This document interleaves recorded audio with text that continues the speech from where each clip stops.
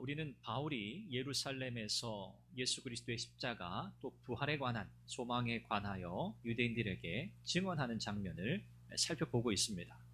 바울의 이야기를 들은 유대인들은 크게 분노했죠. 적대감을 드러냈습니다. 바울을 죽여야 한다라고까지 달려들었습니다. 이런 위기의 상황 속에서 하나님은 바울의 생명을 지키고 보호하셨죠. 그 주변의 많은 환경들, 또 많은 사람들, 우리가 객관적으로 볼 때에는 빠져나갈 구멍이 없겠구나, 이제 여기서 끝이구나 라고 하는 그런 생각이 드는 상황이었음에도 불구하고 하나님은 특별히 천부장을 통해서 바울의 생명을 지키고 보호하셨습니다. 오늘 본문도 바로 그 내용의 연속이라고 할 수 있습니다. 우리 주님께서 바울 곁에 서서 말씀하셨죠. 너가 예루살렘에서 나에 대해 증언한 것처럼 너는 로마에 가서도 증언해야 한다. 이 주님의 말씀을 듣고 바울은 마음에 격려를 받고 또 마음에 힘을 얻었음이 분명합니다. 오늘 이 상황 속에서 바울은 하나님의 계획에, 하나님의 뜻에 순종하며 또 성령의 인도하심을 따라 이 여정을 걸어가고 있습니다. 불확실한 것들 투성입니다. 뜻밖의 사건들이 너무나 많습니다. 바울을 향한 적대감, 사람들의 의심, 불신, 시기, 음모, 이 모든 것들 속에서 하나님은 바울을 인도해 가고 계시다는 것을 우리는 보고 있습니다. 하나님의 섭리가 뭘까? 하나님이 어떻게 우리의 인생의 주권자가 되실까? 우리는 이 질문을 늘 던지며 살아가야 하는데 오늘 우리의 삶을 자세히 들여다보아야 할 필요가 있습니다. 내가 생각하지 못했던 일들이 오늘 우리 하루의 삶 속에 얼마나 많이 일어납니까? 나와 관련된 일뿐만 아니라 나와 관련되어 있지 않다고 여겨지는 그냥 세상 돌아가는 형편과 상황을 우리가 바라보면서 그냥 어쩌다 보니 우연히 그렇게 되어지는 일이라고 우리는 생각하지 않습니다. 그래. 이런 복잡하고 어렵고 혼란한 상황 속에서도 하나님은 그분의 뜻을 이루어 가고 계시지. 하나님은 어떻게 어떤 방법으로 또 누구를 통해서 그분의 일을 이루어 가고 계실까? 라고 하는 영적인 안목을 우리가 가져야 하는 것이죠. 오늘 본문을 통해서도 하나님은 유대인들을 통해서 그리고 로마 군대, 세상의 권세를 통해서까지 하나님의 뜻을 이루어 가고 계신다는 것을 우리는 확인하게 되고 오늘 저와 여러분의 인생, 우리의 삶, 또 우리 신앙 공동체의 모든 나아갈 길까지도 하나님은 그분의 계획 속에서 선하게 이끌어 가고 계신다는 사실을 오늘 저와 여러분들이 확인할 수 있기를 바랍니다. 그렇구나. 하나님이 나의 인생을 이끌어 가시는구나. 하나님은 오늘 이 나라의 운명을 하나님이 붙들고 계시는구나. 온 세상의 주권자이신 하나님께서 오늘 그분의 뜻을 이루어 가시지라고 하는 이 확신, 이 믿음으로 여러분 나아가시기를 간절히 바랍니다. 유대인들의 생각에는 바울을 빨리 처리하고 싶은데 어떻게 하는 것이 가장 좋을까? 문제가 없는 방법이 딱 하나 있는데 합법적인 재판 절차를 걸쳐서 죄를 정하고 그것에 대한 형벌을 받게 하는 거예요. 이것이 깔끔하고 뒤탈이 없이 바울의 문제를 해결할 수 있는 길이었습니다. 그런데 상황이 그렇게 돌아가지 않았죠. 이 유대인들이 합법적인 절차를 통해서 바울을 해결하려고 하는 그 시도는 이미 물거품이 되었습니다. 상황이 여의치 않죠. 그러니 어떤 방법을 취하겠습니까? 불법적인 방법을 택합니다. 정상적으로는 안 되니까 불법적으로 바울을 제거하려는 거예요. 살해할 계획을 세우게 된 거죠. 오늘 본문에 보니까 40여 명의 유대인들이 등장합니다. 이 사람들이 일종의 결사대입니다. 결사대. 바울을 죽이기 위해서 맹세하고 금식하며 40여 명의 사람들이 모였어요. 무서운 사람들이죠. 목표는 딱 하나예요. 바울을 죽이는 거예요. 바울을 죽이기 위해서 40여 명이나 되는 이 유대인들이 금식까지 하고 맹세까지 하면서 모였다는 것은 여러분 대단히 큰 사건입니다. 웬만해서 이런 일들은 잘 일어나지 않거든요. 그렇죠? 맹세하고 금식한다? 이건 사실 웬만해서는 하지 않아요. 그들은 바울을 제거하기 위해서 식음을 전폐할 정도로 어떤 사람들이었다는 겁니까? 극단적인 사람들이었어요. 극단적인 사람들. 이 사람들이 지금 바울은 로마 군대의 보호를 받고 있잖아요. 이 사람들의 생각에는 야, 정상적인 방법을 통해서는 이 바울을 제거할 길이 없겠다 생각한 겁니다. 그래서 모의를 하는 거예요. 어떻게 하면 바울을 죽일 수 있을까? 대제사장들 그리고 장로들에게 찾아갑니다. 그리고 그들에게 제안을 해요. 무슨 제안을 하죠? 우리가 바울을 죽일 계획을 지금 세우고자 하는데 가만히 생각해 보니까 지금 로마 군대 보호받고 있는 상황에서는 어찌할 도리가 없다. 그러니 바울을 로마 군대의 보호로부터 좀 끌어낼 만한 방법이 필요했던 거예요. 로마 군대의 보호가 조금 느슨해질 수 있는 상황을 노려야 한다는 거죠. 그래서 대제사장들과 이 장로들에게 가서, 대제사장들이라고 복수로 표현된 건 전직 대제사장도 다 포함하는 거예요. 그래서 그들에게 제안을 하기를 천부장에게 가서 우리 이 산헤드린 공회에서 지난번에 제대로 뭔가 좀 이렇게 신문하고 뭔가 이 결론이 안 났기 때문에 다시 한번 바울을 예루살렘 산헤드린 공회로 좀 보내달라. 우리가 다시 한번 신문하겠다. 그리고 뭔가 좀 판결을 내리기를 원하니 바울을 좀 보내달라고 요청하라고 제안을 하는 거예요. 어떻게 보면 굉장히 합리적이잖아요. 유대인들에 관한 이 송사의 문제였기 때문에 산헤드린 공회가 다시 한번, 지난번에 해결하지 못했으니까 다시 한번 재심을 하겠다. 이 법적으로 청구를 하는 거니까, 요청을 하는 거니까 이 천부장이 뭐 거절할 이유가 없는 겁니다. 굉장히 좋은 계획이죠. 그래서 바울이 로마 군대 영내 요새로부터 산헤드린 공회까지 이동하는 그 루트가 길이 있잖아요. 이 이동하는 경로, 이 경로에 매복해 있다가 그때 바울을 이 40여 명의 결사대가 급습해서 죽이겠다는 거예요. 이게 계획입니다. 이 살인 계획이었어요. 이 계획은 지금 40여 명의 이 맹세하고 금식한 이 결사대가 대제사장, 장로들에게 가서 지금 제안한 거잖아요. 그러니까 결론적으로 뭡니까? 유대의 합법적인 의결기구인 산헤드린 공회가 바울을 살해할 계획을 주도하라는 얘기예요. 그 책임이 산헤드린 공회에 있다는 거죠. 조직적이고 집합적으로 폭력을 행사하겠다는 계획이었습니다. 이 제안을 들은 대제사장, 장로들 그 누구도 그건 안 되지. 이건 불법적이지. 이 책임을 우리가 다 나중에 일이 잘못되면 우리가 다 뒤집어 써야 하는데 이건 우리가 할 수 없다. 동의할 수 없다. 이렇게 이야기하는 사람이 한 사람도 없었어요. 침묵은 뭐예요? 암묵적인 동의예요.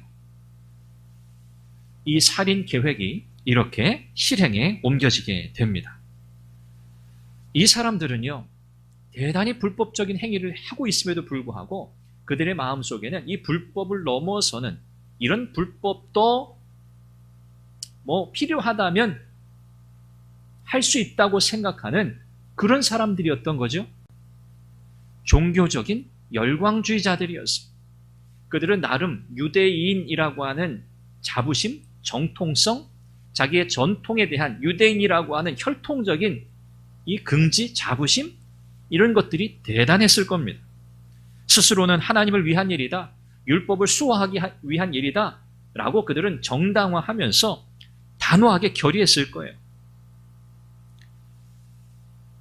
잘못된 지식 위에 세워진 신앙적 열심, 어떻습니까? 불의한 일이라도 합리화하여 할 수 있게 되는 거예요. 그릇된 지식, 거기에 열정이 더해지면 큰 일이 일어나는 거예요. 우리의 신앙, 우리의 신념, 이것은요, 사람을 살리고 공동체를 살리는 일이 되어야 해요. 굉장히 중요합니다. 기독교 신앙이, 기독교가, 교회가 사람을 살려야 돼요. 사회를 살려야 돼요. 생명을 살리는 일이 사명이에요. 교회 때문에, 예수 믿는 사람들 때문에 사람들이 해를 입고 사회가 혼란해지고 한 국가가 위태로워진다? 이것은 모두 다 잘못된 거예요. 오늘 이 40여 명의 결사대가 바로 그런 모습을 보여주고 있습니다. 우리 주님께서 이 40여 명의 결사대 음모를 그냥 내버려 두셨겠어요? 아니요, 그러실 수 없죠. 왜요? 바울을 향한 하나님의 계획이 있거든요. 바울은 예루살렘에서 끝날 사람이 아니에요. 그는 로마에까지 가야 돼요. 황제 앞에까지 서야 돼요. 하나님은 바울을 지금까지도 그랬지만 이 비밀스러운 이 살인 계획, 이 계획을 그냥 실행되도록 내버려 두지 않습니다. 이 비밀스럽고 불법적인 살인 계획이 어떻게 돼요? 누설되게 됩니다. 참 상황적으로는 우리가 잘 이해할 수 없어요. 바로 이 살인 계획이 결의가 된 후에 이 비밀스러운 계획 얼마나 조심했겠습니까? 여러분, 이거 그냥 다 떠벌리고 실행에 옮길 수 있는 계획이 아니잖아요. 그냥 정말 소수의 사람들이 모여가지고 진짜 뭐 문도 다 꽉꽉 닫아놓고 뭐 목소리도 뭐 크게 내면서 이야기했겠어요? 조심스럽게 소근소근 이야기하면서 정말 비밀스럽게 계획했던 이 계획인데, 여러분, 이 계획을 누가 알게 됩니까? 바울의 생질, 바울의 조카, 영어 성경에는 바울의 누이의 아들, 그렇게 번역했어요. 바울의 가족이 언급되는 본문은 딱 성경이 여기밖에 없어요. 바울의 가족 관계를 오직 여기 이 본문에서만 소개해요. 바울의 조카가 등장하는 거예요. 이 바울의 조카가 이 비밀스럽고 불법적인 살인 계획을 알게 된 거예요. 그런데 어떻게 알게 됐는지는 알 수가 없습니다. 이 성경을 비평적으로 보는 좀 자유주의적인 신학자들은 이거 말도 안 된다, 그렇게 봐요. 이 바울의 조카가 갑자기 느닷없이 등장해가지고 이 바울의 이 살인 계획을 그가 알게 되고 이것을 천부장에게까지 전하고 결국 바울이 그들의 손에서 구원받는, 이 스토리는 극적인 굉장히 드라마틱한 연출을 위해서 꾸며낸 인물이라, 이렇게까지 해석할 정도로 정말 상황적으로는 어떻게 갑자기 바울의 조카가 등장해서 이 은밀한 이 불법적인 계획을 알게 되었을까? 그렇죠? 이런 질문을 던질 수밖에 없는 거거든요. 그런데 우리가 뭐 인간적인 생각으로 이건 상식적으로 말이 안 돼라고 우리는 보지 않잖아요. 이 모든 것들을 하나님의 섭리 가운데 우리는 보고 있단 말이에요. 하나님의 주권적인 인도하심 가운데 우리가 보고 있거든요. 그렇다면 전혀 이상하지 않아요. 이 바울의 조카가 이 소식을 알게 되고 로마 군대 영내 안에 있는 바울에게 찾아가서 이 사실을 알립니다. 이 당시 이 바울이 로마 영내에 이렇게 보호받고 있었는데 굉장히 자유롭게, 어느 정도는 자유롭게 또 뭐 사람들을 만날 수도 있는 그런 상황이었던 것 같아요. 또 바울은 로마 시민이었잖아요. 또 시민에게 좀 관용적인 그런 부분이 있었을 겁니다. 이 바울의 조카가 가서 바울에게 이 소식을 전해요. 굉장히 긴박하잖아요.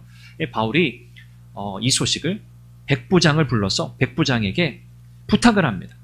근데 지금 조카가 천부장에게 가서 꼭 전해야 하는 메시지가 있는데 당신이 좀 안내해서 만나게 해달라고 부탁을 해요. 백부장이 바울의 이 부탁을 듣고 이 조카를 천부장에게로 데리고 갑니다. 이 과정도 어떻게 보면 사실 자연스럽게 볼 수 있는 과정은 아닙니다.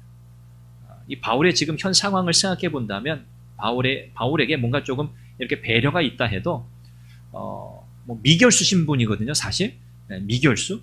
이런 바울에게 이런 굉장히 자유스러운 상황 속에서 이 메시지가 전달될 수 있었다는 것도 그냥 일반적으로 상식적인 그런 상황은 아니었어요.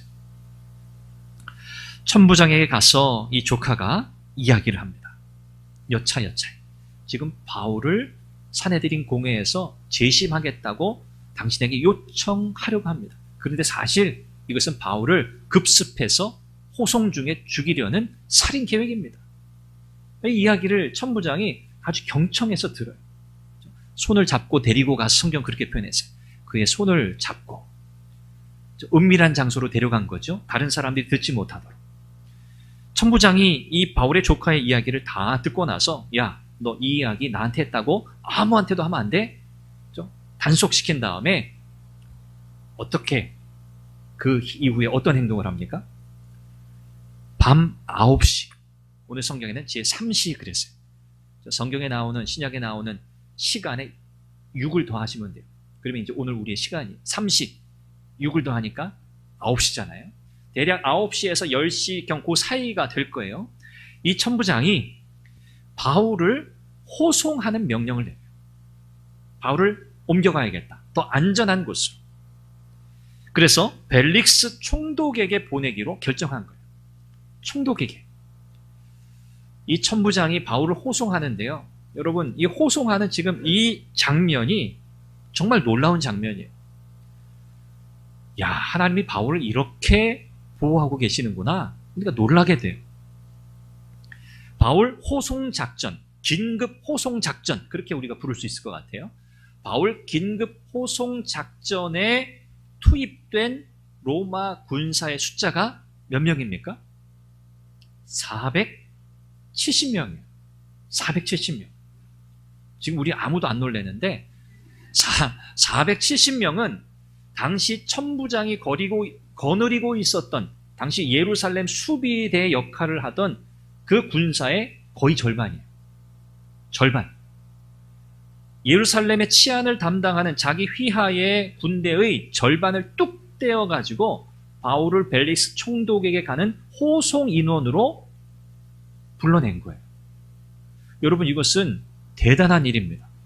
아니, 바울이 어떤 뭐길래, 바울이라는 사람이 사실 천부장의 입장에서는 사실 그렇게 중요한 사람 아니거든요. 다만 자기에게 어떤 피해가 올까, 천부장이 자기 지금 관할이다 보니까 자기가 불이익을 받을까봐 사실은 노심초사하는 그런 심정으로 사실은 바울을 호송할 계획을 세운 거거든요. 그러니까 이 바울이라는 사람이 이 천부장의 인생에 있어서 그렇게 매우 중요한 그런 인물은 아닙니다만 신경 쓰이던 인물임은 분명해요. 그런데 무려 470여 명이 되는 사람들, 이 군사들을 동원했다? 이거 정말 대단한 일입니다. 이것은요, 하나님께서 천부장의 권세를 사용하고 계시다는 것을 우리에게 보여주는 장면이에요. 하나님이 로마 군사, 그 로마의 군 병력을 하나님이 이렇게까지 동원해서 바울을 도우시는구나. 여러분, 우리는 이 장면에서 무엇을 깨닫게 됩니까?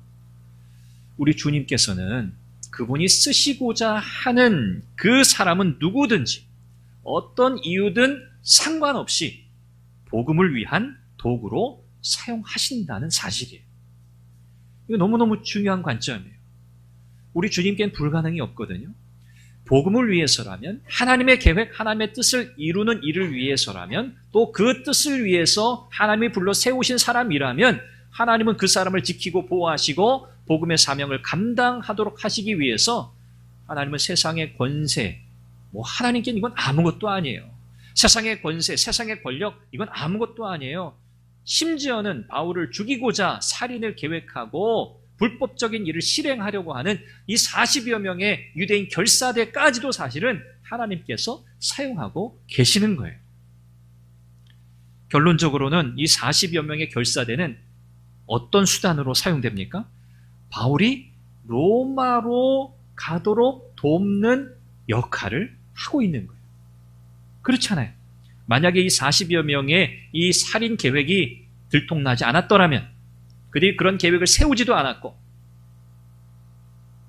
또 계획이 들통나지 않았더라면 아마 천부장이 벨릭스 총독에게로 긴급히 바울을 보내는 일은 없었을 거란 말이죠. 여러분, 기억하십시오. 우리 주님께서 어떻게 일하시는가?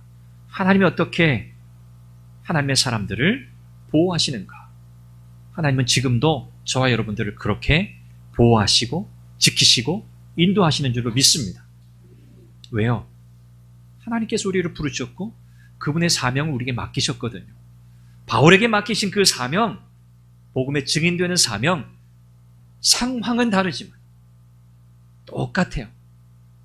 오늘 저와 여러분들의 삶의 현장, 삶의 자리, 그곳으로 우리 주님이 우리를 부르셨고 그 안에서 일어나는 복잡하고 다양한 일들, 여러 상황들 속에서 여러분, 하나님께서 저와 여러분들을 복음의 증인의 사명을 감당하게 하시려고 어떻게 하나님의 주변의 상황과 주변의 사람들을 어떻게 하나님께서 이끌어 가시고 만들어 가시고 인도하시는지를 여러분 영적인 눈으로 바라보실 수 있기를 바랍니다.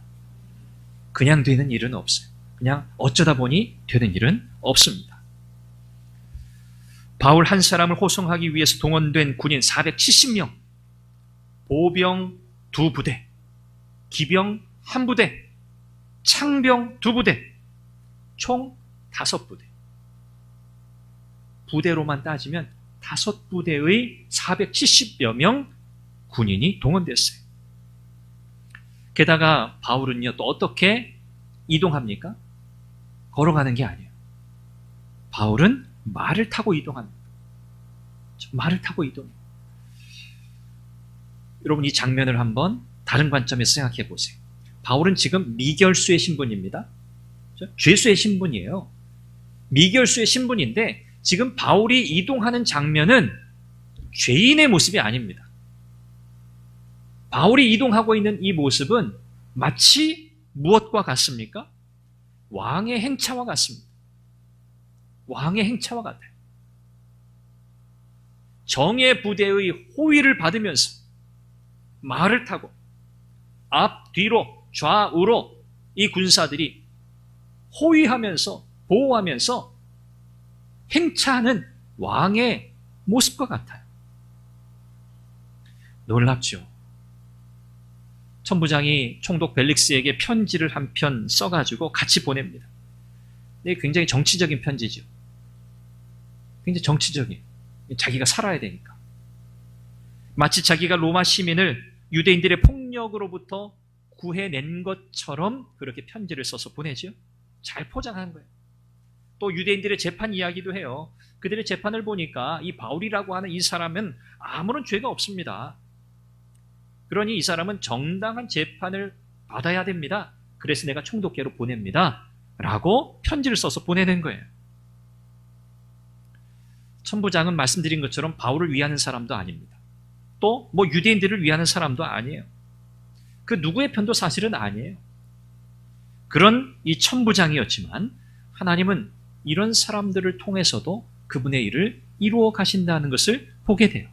자기 백성을 하나님이 그렇게 보호하신다는 하나님의 약속이죠. 바울에게는 로마 황제 앞에서 복음을 전해야 할 사명이 남아 있습니다. 우리가 사도행전 이제 후반부에 가게 되면 그가 로마로 향하게 되는 그 여정 속에서 큰 풍랑을 만나게 되잖아요. 그 풍랑을 만나서 사실 뭐 거의 죽어도 사실 이상하지 않아요. 죽음의 위험에 처했을 때에도 하나님은 바울을 지키셨어요. 왜? 바울, 너는 로마 황제 앞에 서야 해. 이것이 하나님의 계획이었기 때문에요. 하나님은 바울뿐만 아니라 그와 함께하는 자들도 지켜주시겠다고 하나님 약속하셨어요. 사도행전 27장에서 우리가 이제 보게 될 겁니다. 하나님은 지금도 모든 환경을 주관하셔서 당신의 뜻대로 행하는 하나님의 백성들을 보호하신 줄 믿습니다. 여러분, 하나님의 돌보심을 믿으십시오. 하나님 나를 지키시지, 하나님 나를 돌보시지. 여러분, 이 확신과 이 믿음 가운데 살아가셔야 돼요. 그래서 우리가 마주하는 수많은 문제들 있지 않습니까? 수많은 당혹스러운 상황들 있지 않습니까? 우리 장로님 아까 기도 가운데 그 기도하셨어요. 우리가 뜻하지 않은, 우리가 예상하지 못했던 정말 큰 일들이 우리의 인생 가운데 우리에게 다가올 때 여러분 무엇을 바라봐야 돼요? 그 문제와 그 상황 너머에 계시는 하나님, 그 모든 상황을 주관하고 계시는 전능하신 하나님을 보시길 바랍니다. 이것이 우리에게 필요한 영적인 눈이에요. 아, 그렇구나. 야, 이번에 하나님은 어떻게 또 나에게 은혜를 베푸실까? 어떻게 그 하나님의 전능하심을 경험하게 하실까? 그래서 어떻게 나의 믿음을 더 견고하게 하나님이 해주실까? 야, 기대가 되는구나. 하나님, 이 상황 때문에, 이 어려움 때문에 내가 주저앉고 낙심하지 않게 해주시고, 하나님, 이 모든 상황을 하나님이 다 붙들고 계시고, 내가 하나님의 자녀인데, 내가 하나님의 백성인데, 나를 통해서 하나님 하실 일이 있기에 하나님, 이것 또한 하나님이 능히 이겨내게 하시고 이 모든 상황 속에서 하나님의 뜻을 이루실 줄 믿습니다. 하나님, 담대한 믿음을 주십시오. 내 마음을 굳세게 해주십시오. 여러분, 이렇게 기도하며 나아가시기를 바랍니다. 하나님의 주권적인 섭리를 믿고 나아갈 때 하나님은 그분의 크신 지혜와 능력으로 우리의 삶을 이끌어 가실 줄 믿습니다. 하나님의 뜻대로, 하나님의 때, 하나님의 방법으로 하나님은 그분의 일을 이루실 거다. 이 믿음, 이 확신을 통해서 저와 여러분들의 이 믿음의 여정이 기쁨과 감사와 기대와 감격과 환희로 가득 차는 복된 신앙의 여정이 되시기를 주님의 이름으로 축원합니다. 기도하겠습니다. 하나님의 주권적인 섭리, 하나님이 나의 인생, 나의 삶을 이끌어 가신다. 하나님이 나를 지키신다, 보호하신다. 나를 향한 하나님의 계획을 다 이루실 때까지 하나님은 그 무엇을 통해서든 나와 함께 하시며 나의 걸음을 인도하신다. 여러분, 이 믿음을 가지고 하나님 앞에 담대하게 믿음의 여정을 가게 해달라고 기도하시기를 바랍니다. 하나님 의지하며 나아가게 하옵소서. 전능하신 하나님을 바라보며 우리의 시선을 고정하며 나아가게 하옵소서. 우리 함께 간절히 기도합니다. 자비하신 아버지 하나님, 은혜와 사랑을 감사합니다. 오늘도 주의 말씀을 통해서 모든 상황 속에서 하나님의 주권적인 섭리를 바라보게 됩니다. 모든 환경을 주관하셔서 당신의 뜻대로 행하는 하나님의 사람들을 보호하시고 돌보시는 줄로 믿습니다. 하나님, 바울이 로마로 해야겠기에 하나님은 특별히 정부장을 통해서 공권력을 통해서 하나님 그를 해하려고 했던 40여 명의 이 비밀스러운 결사대의 살인 계획을 하나님 수포로 들어가게 하시고 하나님, 이제 하나님께서 그의 걸음을 선히 인도하시며 하나님의 영광을 위하여 하나님 그를 사용하셨던 것처럼 오늘도 우리의 삶을 그렇게 하나님이 지키고 보호하시고 사용하실 줄로 믿습니다. 하나님의 주권적인 섭리를 믿고 나아갈 때 하나님의 크신 지혜로 하나님의 뜻과 하나님의 방법으로 하나님의 때에 하나님 가장 안전한 길로 우리를 드시고 인도하실 줄로 믿습니다. 담대하게 이 믿음의 여정을 완주하는 우리 모두가 되게 하여 주시옵소서. 자비하신 아버지 하나님, 소나교회 모든 성도들의 삶을 붙들고 지키시고 인도하여 주옵소서. 우리와 동행하시며 임마누엘로 내가 세상 끝까지 너와 함께 하시겠다고 약속하신 주님의 약속을 믿으며 나아가게 하여 주시옵소서. 자비하신 아버지 하나님의 주권을 믿습니다. 우리의 삶의 주인 되신 하나님의 그 인도하심과 보호하심과 이끄심을 믿습니다. 모든 환경을 주관하시는 하나님의 뜻대로 행하는 하나님의 백성들을 보호하시고 돌보신다는 사실을 기억하게 하여 주시옵소서. 나의 뜻대로 되기를 구하기보다 선하신 하나님의 뜻대로 되기를 바라며 하나님의 인도하심과 보호하심을 신뢰하며 나아가는 선한 교회 믿음의 성도들이 다 되게 하여 주옵소서. 하나님의 크신 지혜와 능력으로 우리를 붙드실 줄 믿습니다. 가장 안전한 길로 우리를 지키시고 인도하실 것을 믿습니다. 담대하게 믿음의 여정을 완주하는 우리 모두가 되게 하여 주옵소서. 예수님의 이름으로 기도합니다. 아멘.